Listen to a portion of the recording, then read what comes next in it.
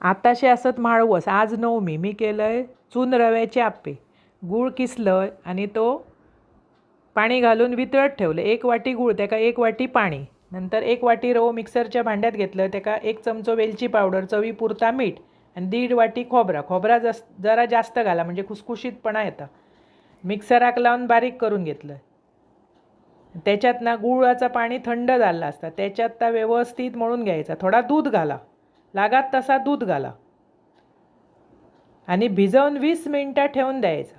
साधा पाणी वापरायचा नाही, लागला तर दूध घालायचा, नाहीतर गुळाचं पाणी. त्याच्यात सोडा इनो बिनो काही एक नाही. 20 मिनटात तो रवो फुलान येता. नंतर व्यवस्थित तो ढवळायचो. तोपर्यंत आपे पात्र तापत ठेवले तर आधी मोठो गॅस करायचो, नंतर बारीक करायचो. त्याका तूप सोडायचं आणि असे खमंग काढून घ्यायचे, छोटे छोटे परतून.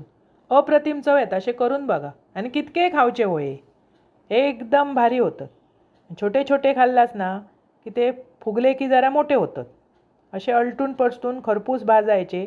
एकदम चविष्ट लागतात. आवडतले तुमका आणि आवडल्यास चॅनल सबस्क्राईब करा.